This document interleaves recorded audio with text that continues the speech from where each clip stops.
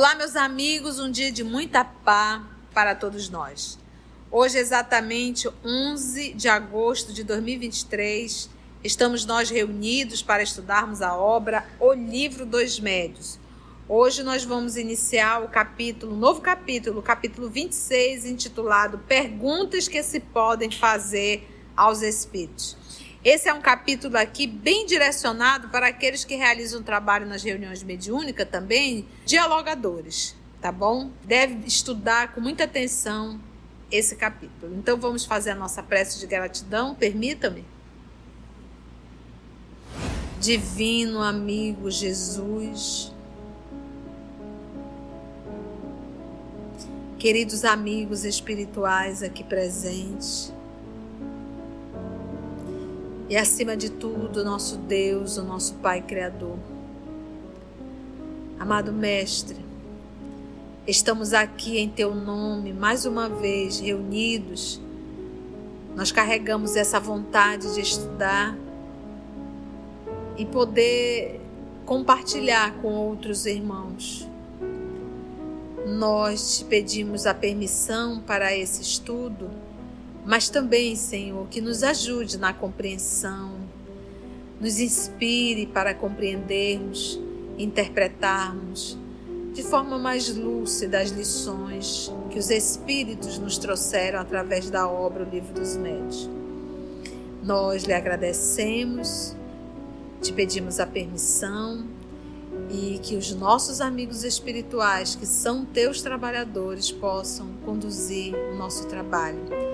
Envolve, Senhor, a todos nós na tua paz. Graça te damos, que assim seja. Vamos lá, então? Observações preliminares.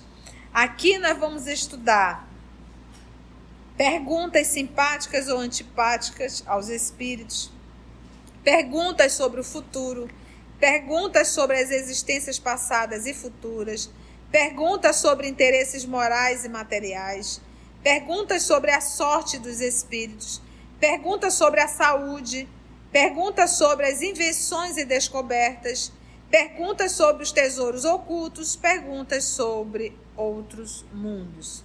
Entendeu? Tesouros ocultos. Hoje o povo pergunta quais são os números do jogo, né? Vamos lá. Item 286. Todo cuidado é pouco quando se deseja formular perguntas aos espíritos, sobretudo no que diz respeito à natureza das perguntas. Duas coisas hão de ser consideradas nesse processo: a forma e o fundo. O próprio senhor Divaldo Franco conta em palestra pública que ele estava acompanhando o senhorzinho na residência, o senhorzinho doente, e ele perguntou ao doutor Bezerra se o senhor ia ficar bom. E o doutor Bezerra respondeu, ele vai ficar ótimo. E aí ele passou para a família, o doutor Bezerra falou que ele vai ficar ótimo. No dia seguinte ele chegou, estava uma muvuca na frente da casa do senhor, e ele chegou, o povo veio em cima dele, o senhorzinho tinha desencarnado. E aí? Aí ele, tadinho, meio sem jeito, e aí ele perguntou, mas doutor Bezerra, o senhor não falou que ele ia ficar ótimo? Ele disse, mas ele está ótimo, ele está agora sem dor, né? Se libertou do corpo. Então, ou seja, é isso que o professor Allan Kardec está dizendo bem assim, olha, duas coisas vão de ser consideradas nesse processo, a forma e o fundo. Nós vamos formular melhor. Doutor Bezerra de Menezes, esse senhor vai continuar encarnado ou eu só acho que ele já vai desencarnar? Apesar de que os espíritos nunca falam datas, e muito menos vai morrer ou não vai morrer. Não existe isso. Entendeste? Mas a forma e o fundo. Quanto à forma, as perguntas devem ser redigidas com clareza e precisão, evitando-se as questões complexas. Outro ponto importante é a ordem, que deve presidir a disposição das perguntas. A gente vai ver muito isso em O Livro dos Espíritos. Então, você vai fazendo a pergunta, mas vai construindo a linha de raciocínio e não vai mudando de um assunto para o outro. Mas por que o Kardec está ensinando isso aqui? Não é o que nós fazemos hoje nas reuniões. A não ser que você faça aquelas reuniões de diretoria, né? Tem algumas pessoas que fazem, né? Reunião de diretoria dentro do centro espírita. Você tem que realmente, previamente, fazer as perguntas previamente, programar, organizar, pensar no que você vai perguntar naquela reunião. Isso deve ser feito. Mas isso difere de uma reunião de desobsessão.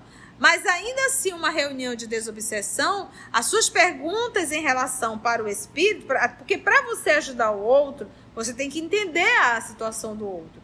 Então, algumas vezes, você vai ter que aprender a elaborar algumas perguntas. Vou contar uma experiência particular, e foi num diálogo fraterno. A senhorinha, o rapaz incorporou. E aí o espírito dizendo que ia matá-lo. E aí a primeira pergunta, você está vivo? E ele mesmo disse, eu não entendi sua pergunta, eu estou perguntando se você está vivo. Aí ele disse, quando eu estou com ele, eu me sinto vivo. E quando você não está com ele, você está onde? Você está vendo que as perguntas, elas têm uma sequência. De repente eu não pulo de uma e vou para outra. Mas por que você está fazendo isso com ele? Não, vamos construindo uma linha de raciocínio para que você possa fazer um bom diálogo. E aprender a ouvir. Então, até para fazer a pergunta, você tem que pensar. Você tem que usar uma lógica de raciocínio para você... Porque às vezes você faz uma pergunta, não é só para saber, é para o outro se ouvir. Entendeste? O outro tem que se ouvir. No caso da desobsessão. No caso aqui de Kardec, não. As reuniões dele eram pesquisas, lembra? Estava criando ali uma ciência, a ciência da pesquisa e da observação.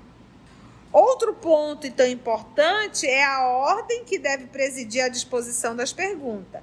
Quando o assunto exige uma série delas, é essencial que se encadeiem com método, de modo a decorrerem naturalmente uma das outras. Basta você pegar o Livro dos Espíritos que você vai identificar o método e a ordem, a sequência.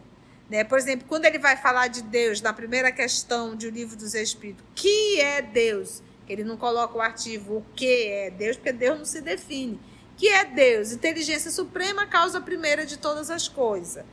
Aí ele pergunta, o que é o infinito? Aí o Espírito responde, aquilo que não tem começo e nem fim, é o infinito. Aí ele diz assim, poder-se-ia dizer que Deus é o infinito? Então, olha só, antes dele perguntar se Deus é infinito, ele quer saber qual o conceito dos Espíritos em relação ao infinito. Então, você vê que isso é um método, entende? E isso tem uma sequência. Quantas vezes ele faz uma pergunta e ainda assim ele tem uma dúvida em cima da resposta, ele faz a, né? Então, olha, 182 fez, não ficou redondo, ele faz a 182A. E às vezes ele faz até a B em cima dessa pergunta. Então, isso são métodos, é uma metodologia. Isso tem uma sequência, não é aquela falta de comprometimento que você vem para a reunião de qualquer jeito e vai fazendo pergunta que dá na tua cabeça. Até porque, quando você está elaborando a pergunta lá quietinho em casa, ali já é uma evocação. Entendeu? Ali já é uma evocação.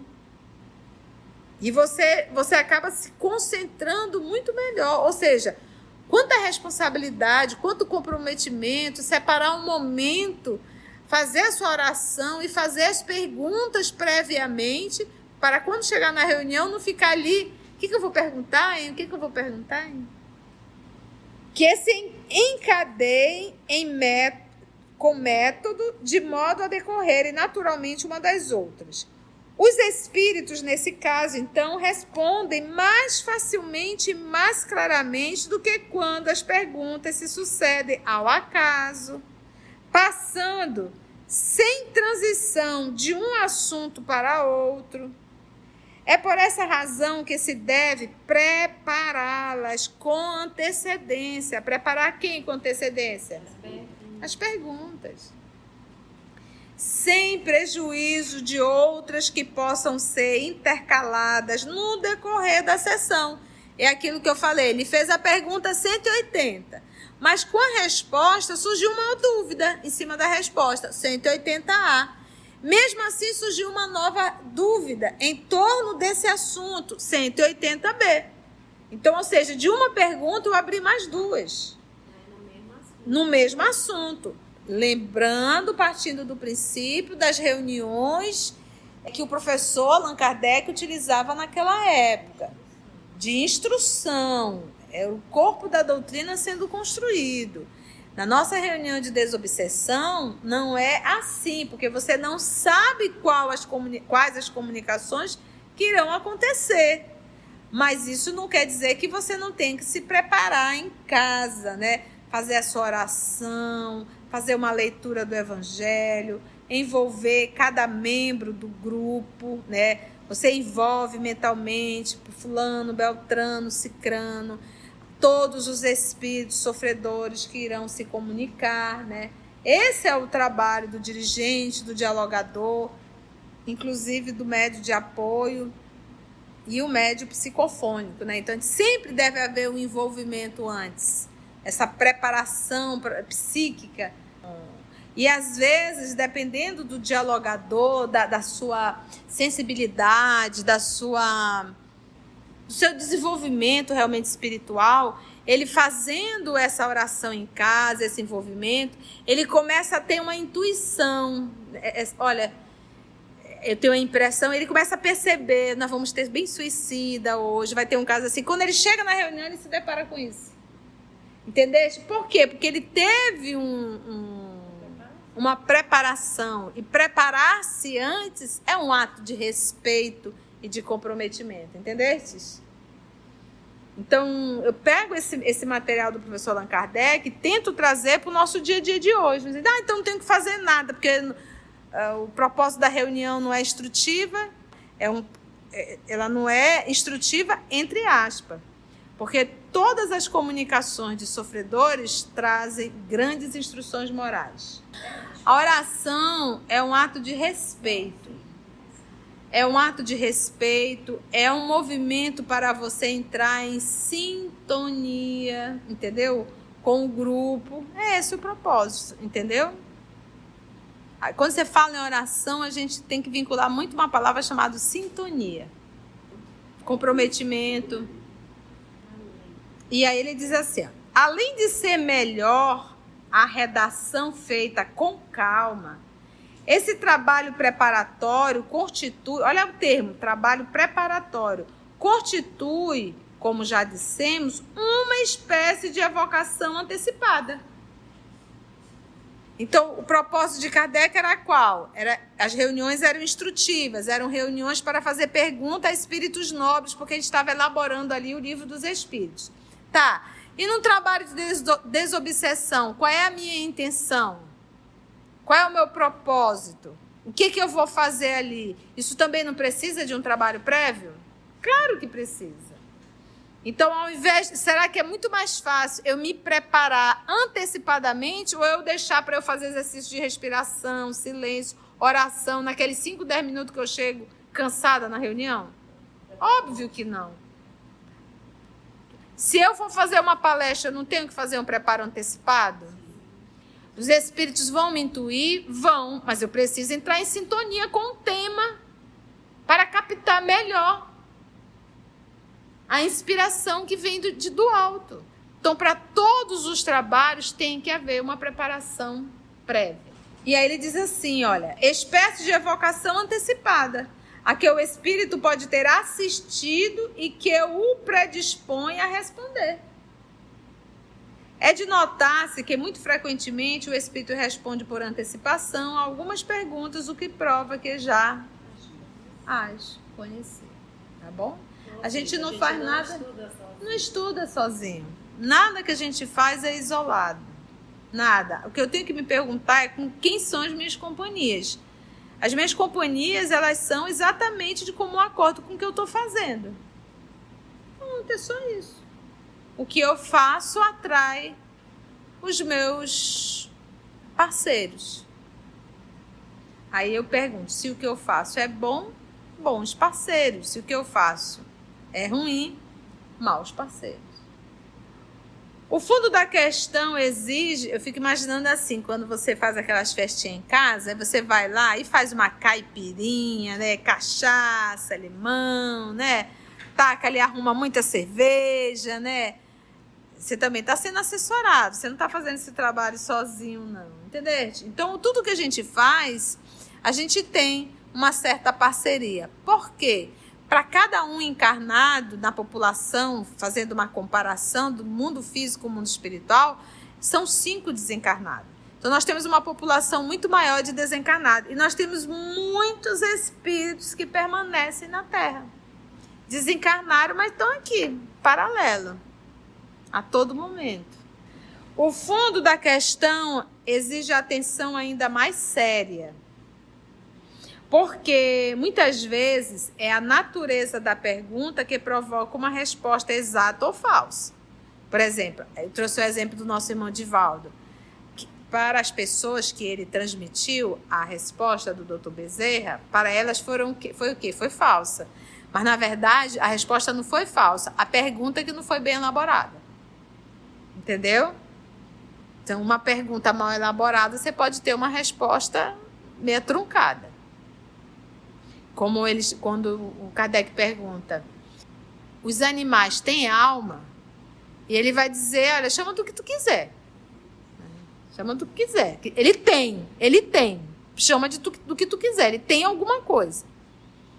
E tu pode até chamar de alma, mas eu vou te mostrar uma coisa. Existe uma distância muito grande entre a alma do homem e a alma do animal. E ele diz, é a mesma distância que existe entre a do homem e Deus. Né? A alma do homem e Deus. Então, a gente vê incomparável, infinita. Algumas delas, os espíritos não podem ou não devem responder. Então, algumas vezes a gente vai se deparar no Livro dos Espíritos que eles não têm permissão ou não têm vocabulário e nem termo de comparação para responder. Por motivos que desconhecemos, sendo, pois, inútil insistir. Porém, o que, sobretudo, se deve evitar são as perguntas feitas com o fim de lhes pôr à prova a perspicácia. Exemplo, a Lúcia sabe a resposta, mas quer testar o espírito para ver se o espírito sabe.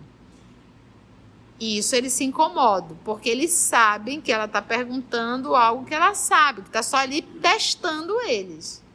Entendeu? É isso que ele está dizendo. Porém, o que sobretudo se deve evitar são as perguntas feitas com o fim de lhes pôr à prova a perspicácia. Quando uma coisa existe, dizem, eles a devem saber. Ora, é justamente porque conheceis a coisa ou porque tendes os meios de verificá-la que eles não se dão ao trabalho de responder. Essa suspeita os irrita e nada se obtém de satisfatório. Esse irritar aí nessa força de expressão, você não vai estar perdendo tempo com a Lúcia? Para estar ali satisfazendo os desejos e a satisfação besta, pueril dela? Não temos todos os dias exemplos disso entre nós? Homens superiores, conscientes do seu valor, se divertiriam em responder a todas as perguntas tolas que tivessem vista submetê-los a um exame como se fossem estudantes? O desejo de conquistar adeptos não constitui, para os espíritos, motivo para satisfazerem a uma vã curiosidade. Eles sabem que a convicção virá cedo ou tarde, e os meios que empregam para produzi-la nem sempre são os que supomos melhores. Então, o espírito está para convencer alguém. Eu vou responder a questão da Lúcia, só para provar que eu sei, para ela entender que nós realmente não. Cedo ou tarde ela vai saber, nem que seja desencarnando, mas ela vai entender que ela é um espírito. Imaginai um homem grave, ocupado em coisas úteis e sérias, incessantemente importunado pelas perguntas pueris de uma criança. E tereis ideia do que devem pensar os espíritos superiores de todas as futilidades que lhes são perguntadas. Não se segue daí que não se possam obter esclarecimentos úteis e, sobretudo, bons conselhos por parte dos espíritos. Eles, porém, respondem mais ou menos bem, conforme os conhecimentos que possuem, o interesse que têm por nós, a afeição que nos dedicam e, finalmente, o fim a que nos propomos e a utilidade que vejo no que lhes pedimos. Está vendo? Então, o que está por detrás de tudo isso? Qual a intenção? Qual o propósito? Quem é esse ser humano? É aquilo sempre que eu digo. Hoje eu já nem digo mais, gente, porque eu acho que a gente já vai na certeira, a gente aprende a respeitar também o livre-arbítrio de cada um.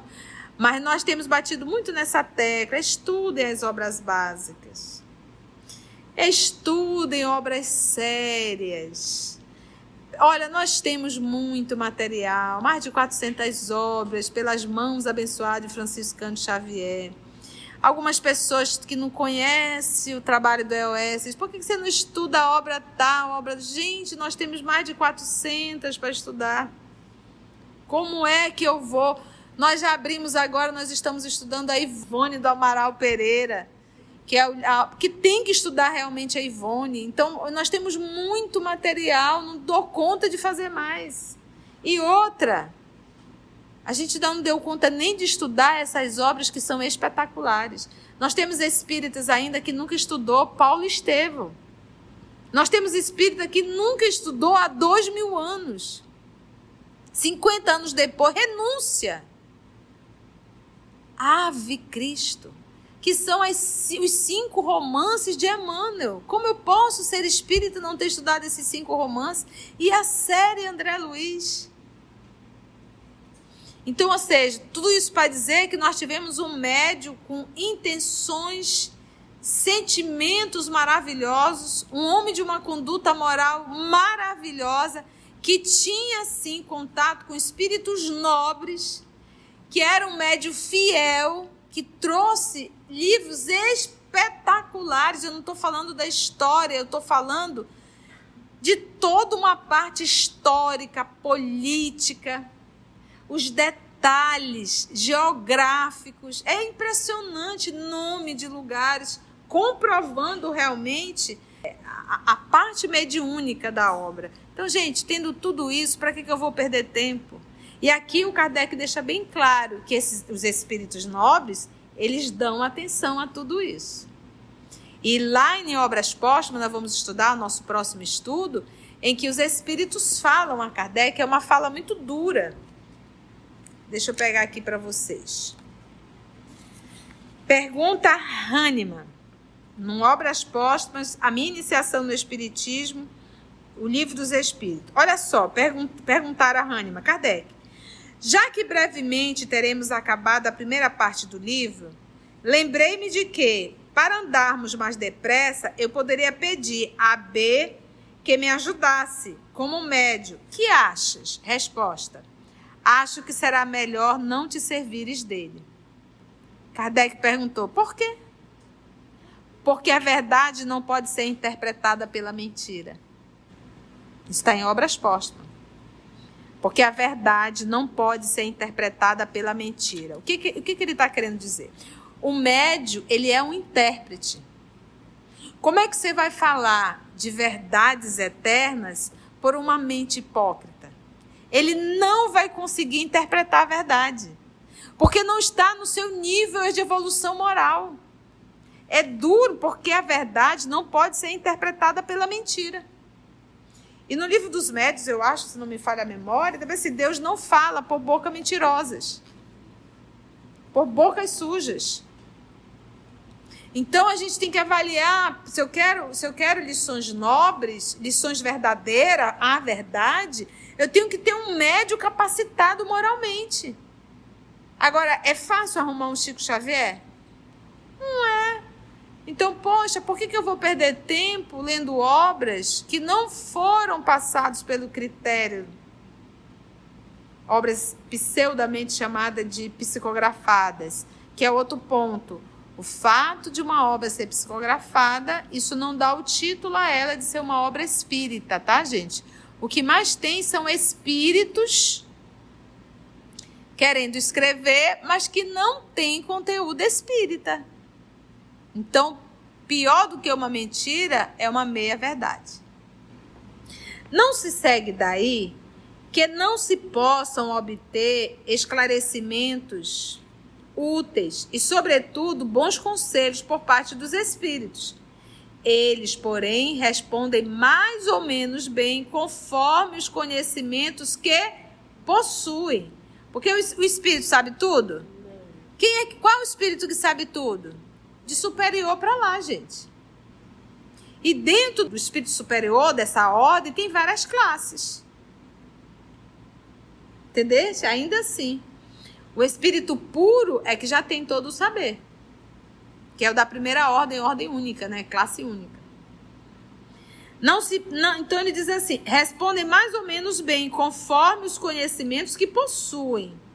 O interesse que tem por nós. Estou repetindo, tá? A afeição que nos dedico e, finalmente, o fim a que nos propomos e a utilidade que vejam no que lhes pedimos. Por isso que nós buscamos o livro Obras Póstumas, para a gente ver aqui a importância, os espíritos têm sim preferências por determinados médios. Por quê? Porque eles não saberão, se não tiver uma moral, como é que eu posso dizer, que o espírito, ele transmite um pensamento. E quem vai interpretar o pensamento é o médium. Então, se o médium não é moralizado, ele não tem como interpretar a moral. Ele não teria capacidade para isso. Ele não sabe dar palavras a isso, nem sentimentos. Se, entretanto, nós os interrogamos unicamente porque os julgamos mais capazes do que outros, para melhor nos esclarecerem sobre as coisas deste mundo, claro que não nos poderão dispensar grande simpatia. Então, não estou querendo testar o espírito, eu realmente quero aprender. A partir de então, suas aparições serão curtas e não raro, conforme o grau de imperfeição de cada um, manifestarão mau humor por terem sido incomodados inutilmente. Né? Tem que trabalhar por conta, se vire, né? E esse mau humor era muito mostrado porque lembra assim, deixa eu explicar para vocês. Mas tia, espírito nobre com mau humor era assim. Nessa época aqui, praticamente era a psicografia. Nós vimos também a cesta, né? Era o movimento da cesta. E às vezes o espírito respondia e eles percebiam que ele fazia, às vezes era com uma força muito grande, o médium às vezes pegava com uma força, às vezes batia assim, então ele chamava isso de mau humor, mas era uma forma que os espíritos tinham de dizer bem assim, não é assim, né? Porque isso não pode, né? Era uma forma de protesto, vamos dizer assim, né? E até para as coisas mais complexas, que Kardec perguntava 2 vezes, já vos disse, né? Vamos voltar nesse assunto de novo, vai estudar. Já vou disse, né? Vamos entrar no 287? Vamos. Algumas pessoas julgam ser preferível que todos se abstenham de fazer pergunta aos espíritos e que convém esperar o ensino deles, sem o provocar. Então tinha um grupo na época de Kardec, você não tem que fazer pergunta nenhuma, deixa eles naturalmente, é um erro. Os espíritos, indubitavelmente, dão instruções espontâneas de elevado alcance, que não se pode desprezar. Mas há explicações que teríamos de esperar longo tempo se não fossem solicitadas. Sem as questões que propusemos, o livro dos Espíritos e o livro dos Médiuns ainda estariam por ser feitos, ou, pelo menos, não seriam tão completos. E lembra que a primeira edição de Livro dos Espíritos foi 501 perguntas. A segunda edição foi que já foram 1019 questões. E aí a gente faz uma pausa para analisar o espírito do Kardec de pesquisa, né? Ele não ficava esperando. Ele tinha questões, ele elaborava, ele tinha questões profundas para perguntar, ele não fica esperando. Porque você imagina, quando você vê as mesas respondendo, e aquelas perguntas bobas e bestas, diz, não, pera lá. Pera lá que eu tenho perguntas... Eu quero entender o que está se passando aí do outro lado, né? Sem as questões, então, de Livro dos Espíritos, né, ainda estariam por ser feitos ou pelo menos não seriam tão completos, ficando sem solução uma porção de problemas de grande importância. As questões, longe de terem qualquer inconveniente, são de grandíssima utilidade do ponto de vista da instrução, quando quem as propõe sabe encerrá-las, ou seja, terminá-las nos devidos limites. Tem ainda outra vantagem, a de concorrerem para desmascarar os espíritos mistificadores que, mais pretensiosos do que sábios, raramente suportam a prova das perguntas feitas com cerrada lógica, né? Porque é aquilo, quando o cidadão é um espírito zombeteiro, brincalhão, e que ele vê uma reunião séria, perguntas lógicas, encadeadas, então ele vai chegar um momento que ele vai dizer, olha, desisto, eu não sei mais responder, eu já estou me contradizendo, né? Por isso a necessidade das perguntas, o quê? Metódicas, organizadas, previamente sendo elaboradas, entendestes? Por meio das quais o interrogante os leva aos seus últimos redutos. Como os espíritos verdadeiramente superiores nada têm a temer de semelhante controle, são os primeiros a provocar explicações sobre os pontos obscuros. Os outros, ao contrário, receando ter que lidar com antagonistas mais fortes, esse forte aí é de inteligentes, os evitam com cuidado. Por isso mesmo, em geral, eles recomendam aos médios que desejam dominar e aos quais querem impor as suas utopias, ou seja, as suas fantasias, que se abstenham de toda a controvérsia a propósito de seus ensinos. Então, quando nós temos espíritos levianos que induzem, que conduzem, que manipulam médios, a primeira coisa que eles fazem é afastar os médios de qualquer pessoa que poderá ajudá-lo a identificar que ele está sendo conduzido por espíritos levianos. Quando eu vejo médios fugindo do estudo, é notório, ele está sobre uma fascinação e sobre uma obsessão. E isso é um perigo. E a gente vê muito. Médios, não, já sei tudo, não, já estudei. Tem antipatia por todo mundo que possa tirar a venda que está nos seus olhos. Quem haja compreendido perfeitamente o que temos dito até aqui, nesta obra, já pode fazer ideia do círculo em que convém limitar as perguntas a serem dirigidas aos espíritos. Todavia, para maior segurança, transcrevemos abaixo as respostas que eles, os espíritos, nos deram acerca dos assuntos principais sobre os quais as pessoas pouco experientes se mostram geralmente predispostas a interrogar. Então, cenas do próximo capítulo e a nossa próxima semana, se Deus nos permitir, nós entraremos no item 288, perguntas simpáticas ou antipáticas aos espíritos. Se você chegou até aqui o final, deixa seu comentário. É muito importante a gente poder ler o teu comentário. Não esqueça de curtir para que possa divulgar a página. Dá o seu like, né? E, se possível, faça a sua inscrição no nosso canal e toca o sininho. Porque quando você toca o sininho, o YouTube avisa para você quando o EOS publicar um novo estudo. Então, receba um grande abraço da família EOS Manaus.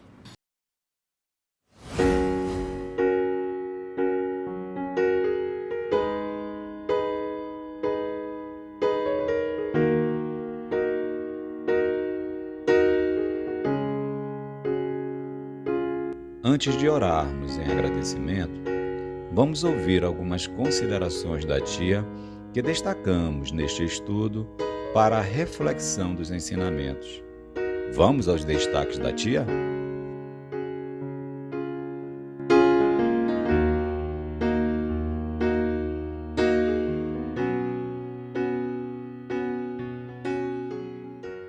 Você está vendo que a as perguntas, elas têm uma sequência. De repente eu não pulo de uma e vou para outra. Não, vamos construindo uma linha de raciocínio para que você possa fazer um bom diálogo e aprender a ouvir. Então, você tem que usar uma lógica de raciocínio, porque às vezes você faz uma pergunta, não é só para saber, é para o outro se ouvir. É que o professor Allan Kardec utilizava naquela época, de instrução, é o corpo da doutrina sendo construído. Na nossa reunião de desobsessão, não é assim, porque você não sabe quais as comunicações que irão acontecer. Mas isso não quer dizer que você não tem que se preparar em casa, né? Fazer a sua oração, fazer uma leitura do Evangelho, envolver cada membro do grupo. Os espíritos vão me intuir? Vão, mas eu preciso entrar em sintonia com o tema para captar melhor a inspiração que vem do alto. Então, para todos os trabalhos tem que haver uma preparação prévia. O médium, ele é um intérprete. Como é que você vai falar de verdades eternas por uma mente hipócrita? Ele não vai conseguir interpretar a verdade, porque não está no seu nível de evolução moral. É duro, porque a verdade não pode ser interpretada pela mentira. Então, pior do que uma mentira é uma meia-verdade.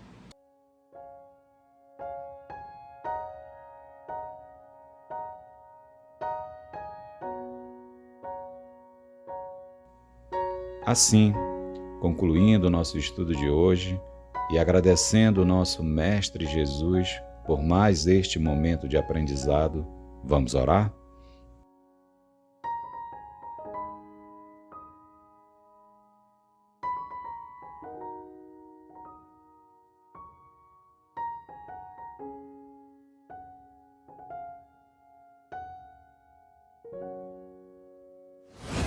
E assim agradecemos ao nosso Pai Criador, ao nosso Jesus, nosso Mestre, amor de nossa vida, e aos amigos espirituais aqui presentes que conduziram mais uma vez a nossa reunião. Graça te damos, Senhor.